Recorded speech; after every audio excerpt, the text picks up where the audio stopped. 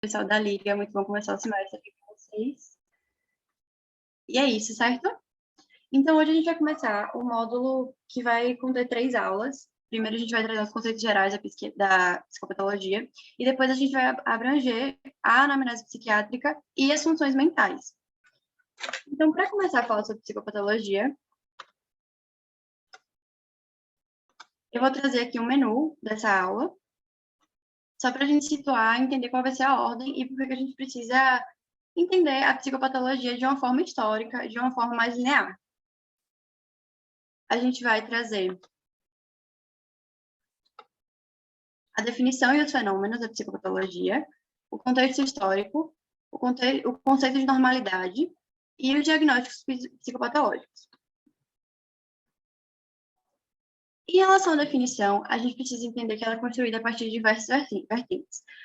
Há um grande debate na academia sobre o que é psicopatologia e se um dia nós conseguiríamos chegar a uma definição comum do que seria a psicopatologia.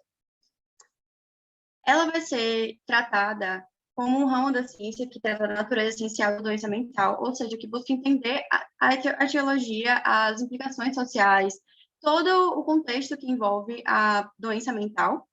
Mas é importante lembrar que ela não segue, ela não precisa seguir, ela não é obrigada a seguir os conceitos e os preceitos da ciência normal, da ciência estrita, da ciência com regras. A psicopatologia abrange um campo muito maior, abrange diversas outras ciências, então ela vai recusar dogmas, não existe uma verdade absoluta para a psicopatologia, ela é um debate constante, ela é um conceito a ser construído, e ela vai se nutrir de diversas outras ciências, como a psicologia, a psiquiatria, a neurologia e várias outras vertentes. E ela vai valorizar o curso e a experiência do doente mental, tratando a experiência de ser um doente mental como algo dentro da normalidade e não algo que excede a normalidade. Então, a psicopatologia está dentro desse conceito. Já a Spes vai trazer um conceito mais moderno de psicopatologia, que ela é enquadrada como uma ciência básica, ou seja, ela não está mais dentro da psicologia e da psiquiatria, ela vai ter um domínio próprio e ela vai suprir as necessidades da psicologia e da psiquiatria. Então, ela não está mais sujeita aos parâmetros da psicologia e da psiquiatria. E esse é o conceito que a gente usa atualmente, mas lembrando sempre que nada está certo, nada está errado em relação a essa definição. E aí ele traz que o pensamento deve ser sistemático, ele afirma que a gente precisa buscar um rigor científico, sim, mas que na prática clínica, o olhar do profissional vai ser importante, os olhares e a opinião do profissional. Inclusive, isso traz a importância de o profissional desenvolver outras áreas do seu domínio cognitivo, que não só a ciência, que não só os diagnósticos mais científicos e encaixados. As suas experiências pessoais, as suas referências artísticas, as suas referências de vida vão interferir no diagnóstico psiquiátrico a partir do diagnóstico psicopatológico. A gente tem várias vertentes da psicopatologia que vão incluir outras ciências, como a psicologia, a psiquiatria, a psicanálise, as diferentes vertentes da psicologia. Então, eu trouxe essas daqui. Minha internet está um pouco ruim, só um segundo. Eu trouxe esses exemplos aqui para que a gente não que a gente precise decorar ou conhecer todas essas vertentes, mas entender que cada uma delas vai formar o nosso conceito de psicopatologia hoje em dia. Então, a psicanálise pode beber da psicopatologia, a TCC, a medicina mais tradicional, a medicina mais humanística, mais holística. A psicopatologia pode abranger todos essas outras vertentes, mas ela não vai deixar de aceitar todas essas vertentes. A gente vai ter os diagnósticos mais operacionais pragmáticos, como o DSM-5 e o CID-10, mas eles não excluem outras práticas mais universalistas, por exemplo, e mais existencialistas, por exemplo, também. Em relação aos fenômenos, é importante a gente lembrar da patogênese e da patoplastia. A patogênese vai trazer a forma com que esses fenômenos existem no cognitivo do ser humano, que são parecidas para diversas populações, e vão incluir as alucinações, os delírios, os pensamentos obsessivos. Tudo isso vai ser a forma de manifestação da psicopatologia. Já a patopatia vai falar sobre o conteúdo desses pensamentos, dessas alucinações, desses delírios, que vão abranger, independente do lugar e da cultura do ser humano, mas temas muito parecidos, como, por exemplo, a morte, o poder, a religião. Por isso que a gente vê muitos pacientes, a gente, com certeza, quem for para a prática clínica com pacientes com doenças mentais, vai encontrar um paciente de mania que acha que ele é Deus, acha que ele é muito importante, ou um paciente hipersexualizado, ou um paciente que está com mania de perseguição. E tudo isso é convergente em todas as populações, porque são os temas mais presentes na mente humana. São os medos mais presentes na mente humana, e eles se manifestam por meio dos delírios, das alucinações, desses pensamentos obsessivos. Para entender o contexto da psicopatologia e da formação da normalidade, da loucura, a gente vai precisar entender qual é o lugar do louco na história da humanidade. Eu coloquei esse livro aqui porque muitas das imagens e das citações que eu vou trazer estão aqui.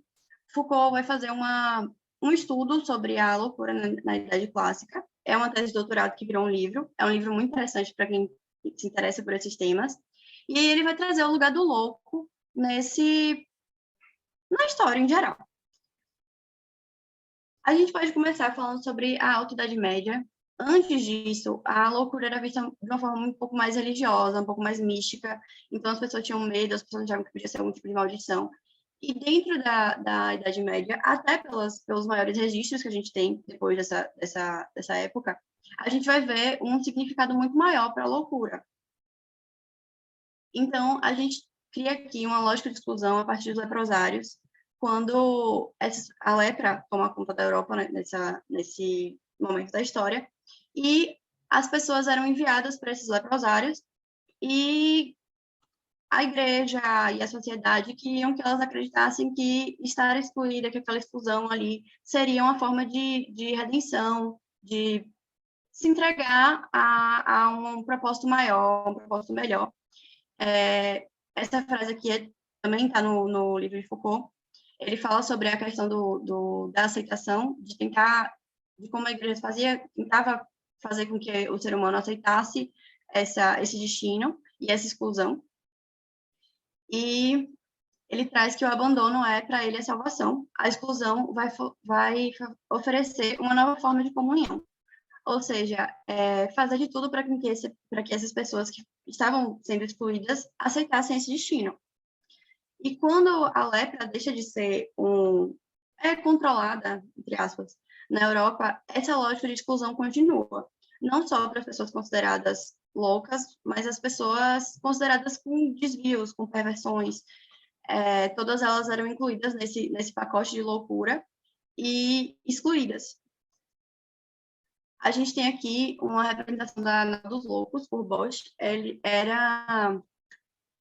Foi um mito muito comum na Europa nesse momento, que existia um Anal dos Loucos que levava essas pessoas à sua sorte no mar, mas há registros de que ela realmente existiu. E a ideia era de colocar essas pessoas que possuíam desvios, que estavam fora da conduta normal, fora da normalidade, num barco e deixar elas à deriva no mar. Elas eram entregues à própria sorte. E nessa época existia, nessa época, mas essa ideia persiste, de que a água podia ser uma forma de purificação. Então, você entregava o louco à sua própria sorte, porque você não sabia muito bem o que era aquilo, e se Deus achasse que ele deveria encontrar um destino, ele iria encontrar, mas ele era entregue à própria sorte. E nessa época também, depois do final da Idade Média, quando vem a Renascença, o louco ganha um papel de mistério na sociedade. As pessoas davam ao louco tudo aquilo que elas não podiam exprimir por causa dos costumes da época. Então, existia aquela imagem do bobo da corte, a imagem do louco que ele, ao mesmo tempo em que ele era ridicularizado, ele sabia os segredos da Renascença, ele estava circulando em meio a pessoas influentes. Então, o louco ganhou um significado diferente nesse momento. Além disso, foi uma época, a gente teve as cruzadas nessa época, era uma época de guerra, de uma época de peste, uma época de morte. Então, no tema da morte, o louco vem como se quem fosse louco, a louco não precisava se preocupar com a morte, era como se o louco já estivesse a caminho da morte. Então, tem uma frase no livro de Foucault também que ele fala que o que há no riso do louco é o riso que engana a morte, que ridiculariza a morte, porque era como se ele já estivesse nesse caminho da morte, então ele não precisa mais se preocupar com ela. Então, o louco não precisava se preocupar com o maior medo da sociedade naquele momento. Então, existiam todos os significados interessantes sobre a loucura. Também o de aquele indivíduo que podia expressar tudo, os pecados, o que não... O que não... o que as outras pessoas não podiam expressar. A gente tem o Jardim das Delícias, de Bot, que é outra pintura muito importante nesse período, que traz um pouco disso, traz um pouco do inferno, um pouco do paraíso, e como as pessoas estavam sempre fazendo tudo aquilo que elas não podiam fazer na sociedade. E o louco era explorado nesse sentido.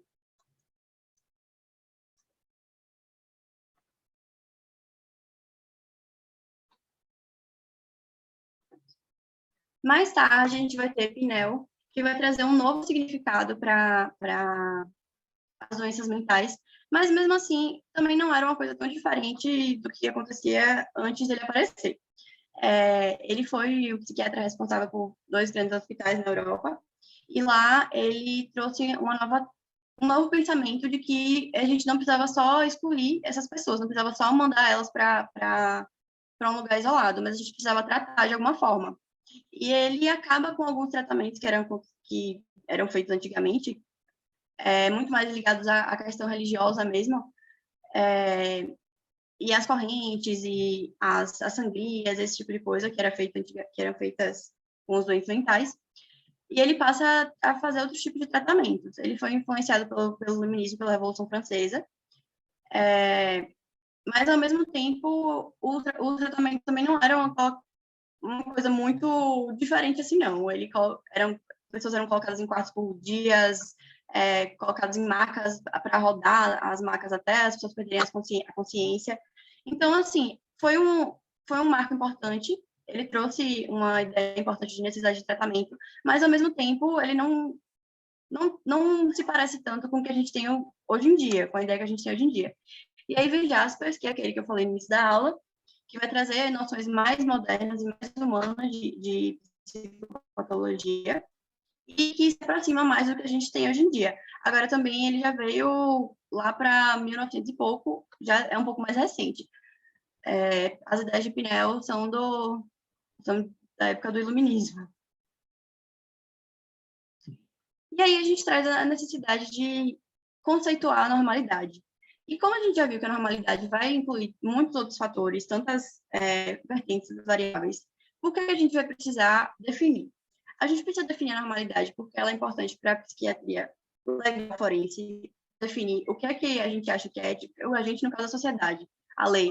O que é que a lei acha que é ético e que não é, quem é que deve ser punido, quem é que não deve ser punido.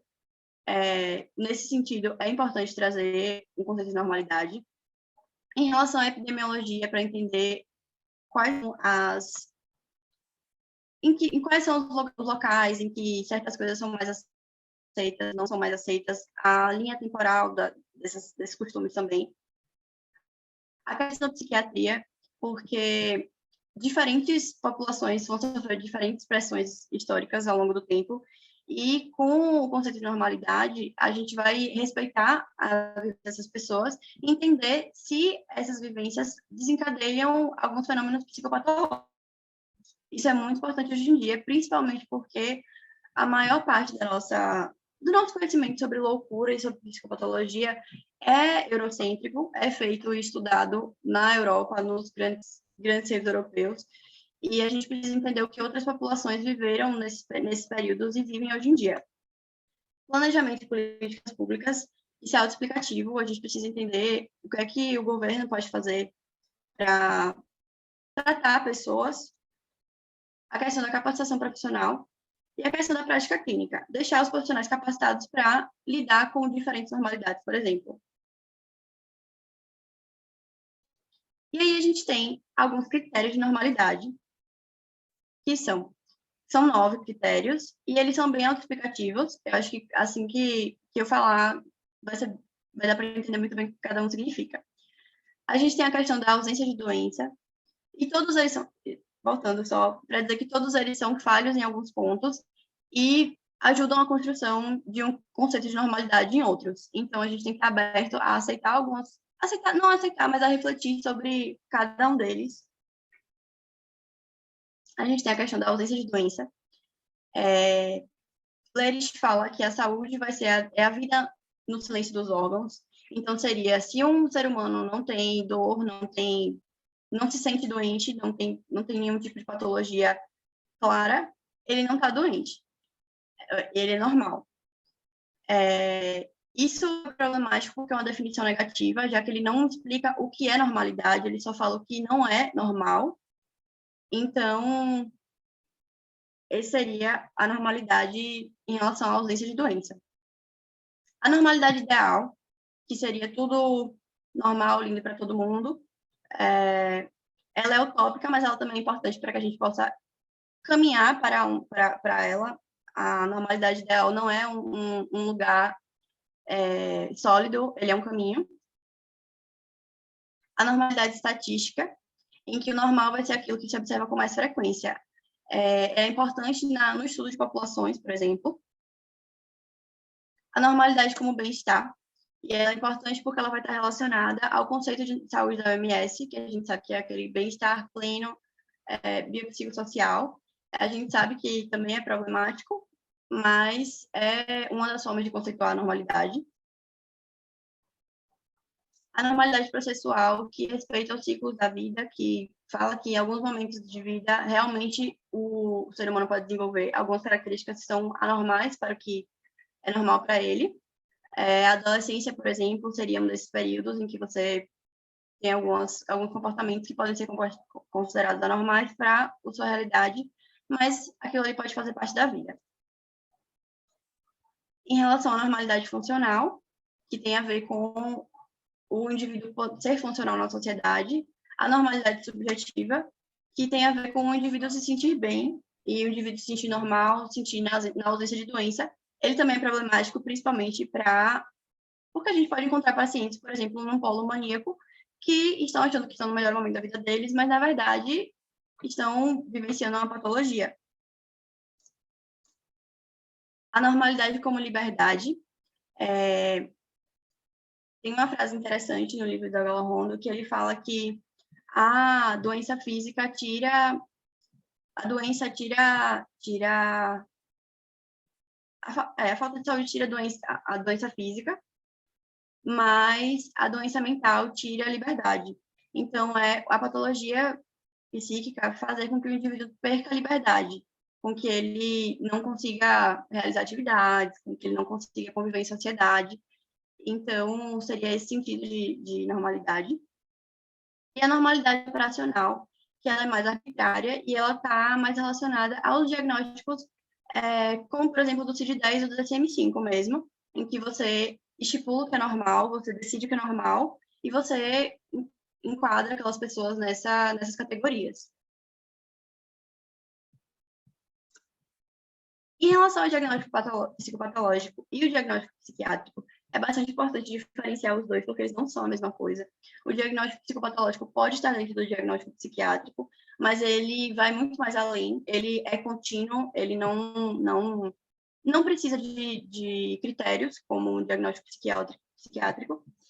Então, a gente tem que o diagnóstico psicopatológico vai ser um sumário de informações, vai ser a avaliação das funções mentais e a observação do curso desses sintomas. Enquanto o diagnóstico psiquiátrico vai ser você enquadrar aquele paciente nos critérios para uma doença psiquiátrica, para um transtorno psicológico psiquiátrico, por exemplo, com o DSM-5. O diagnóstico psicopatológico vai começar desde que você coloca o olho no paciente pela primeira vez. Cada cada impressão que o médico vai ter, que o médico, que o psicólogo, que o profissional vai ter, vai contar para o diagnóstico psicopatológico, e ele vai, a questão das funções mentais, elas vão ser, nas próximas aulas a gente vai abranger melhor o exame psíquico, o exame do estado mental, mas no diagnóstico patológico que a gente vai poder detalhar as funções, como é que aquele paciente se comporta e como é que elas se desenvolvem ao longo do tempo. E é importante lembrar que em psicopatologia não há sinais patognomônicos, ou seja, não existe um sintoma ou um sinal que vá ser característico definitivamente de uma doença. Se uma pessoa tem um delírio, ela pode ter uma bipolaridade, ela pode ter um transtorno psicótico. Então, vários transtornos incluem vários sintomas, eles são distribuídos em vários transtornos. E aí, em relação a esse diagnóstico, a gente essas são as etapas necessárias para fazer esse diagnóstico, que vão ser a anamnese, o exame psíquico, o exame físico geral e neurológico, a avaliação psicológica, o psicodiagnóstico e a avaliação neuropsicológica, e os exames complementares. Importante lembrar que, tanto para o diagnóstico psicopatológico, e vai fazer parte do diagnóstico psicopatológico, outras funções orgânicas. Para fazer um diagnóstico psiquiátrico, a gente precisa excluir as causas orgânicas. Então, tudo vai estar dentro do diagnóstico psicopatológico. Avaliar todos esses vieses. E aqui eu trouxe um exemplo do diagnóstico pluridimensional em saúde mental, que era parte do DSM-4, mas no DSM-5 ele já não aparece mais. Mas é parecido com o que a gente realmente vai fazer quando a gente for analisar um paciente psiquiátrico. A gente vai precisar fazer o diagnóstico do transtorno mental, a gente vai usar os artefatos que a gente tem, o DSM-5 ou o CID. A gente vai buscar um transtorno de personalidade e o nível intelectual daquele paciente. A gente vai procurar os distúrbios somáticos associados, os problemas psicossociais e eventos de vida encadeados, a avaliação global do nível de funcionamento psicossocial, a formulação psicodinâmica do caso, ou seja, a gente vai explicar tudo o que acontece com aquele paciente, todo o contexto daquele paciente, quem é aquela pessoa, e a formulação cultural do caso, que é que a gente vai colocar ele na sociedade, qual é a cultura que aquele indivíduo vive. E aí, é isso que a gente trouxe como os conceitos gerais da psicopatologia. Nas próximas aulas, a gente vai trazer vai detalhar melhor o exame psíquico e todas as funções mentais, a forma de avaliar, a forma e o curso desses sintomas que podem aparecer no paciente e como a gente pode fazer a anamnese psiquiátrica, quais são os pontos mais importantes para a anamnese psiquiátrica, quais são as diferenças delas para uma anamnese normal. E é isso, gente. Não sei se...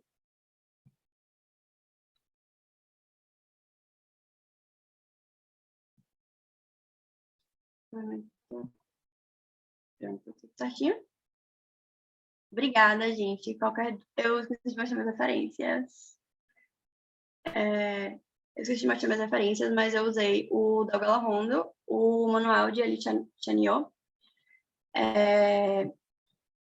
o DSM-5 e a História da Loucura de Foucault. Se alguém tiver alguma dúvida ou algum questionamento, se alguém quiser conversar sobre algum desses temas, pode falar, pode ligar o microfone.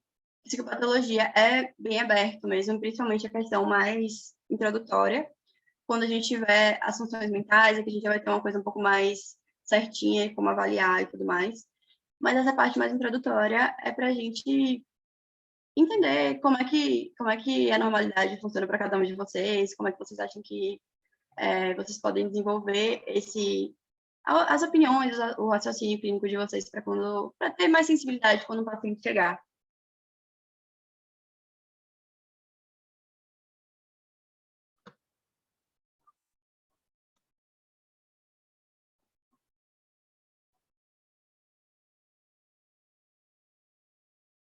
Oi, eu tenho uma pergunta.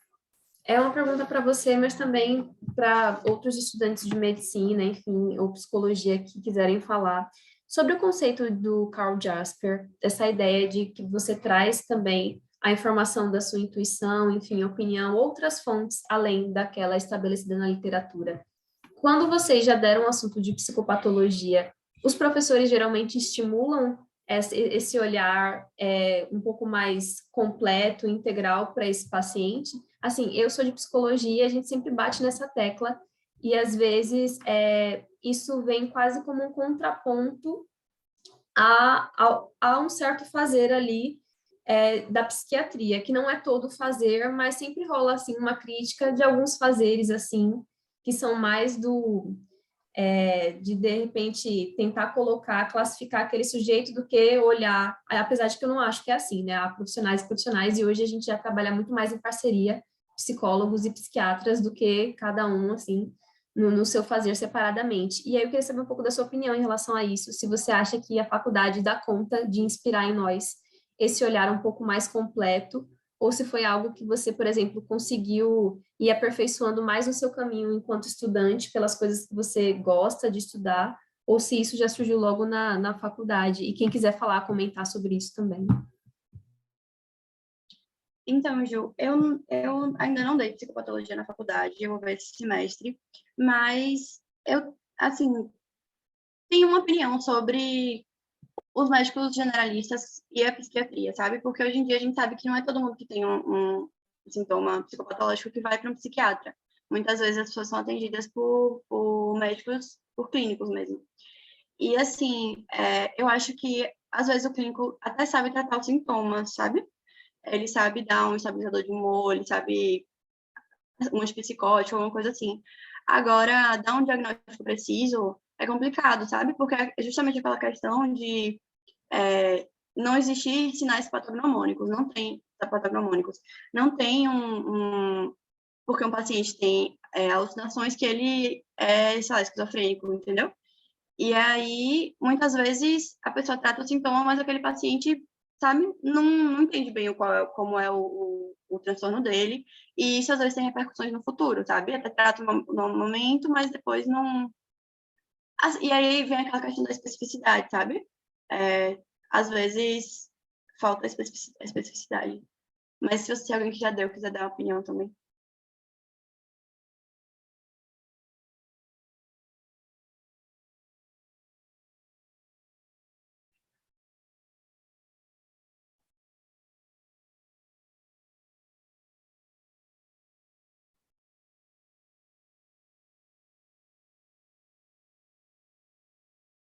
Ô, gente, eu queria saber uma coisa também.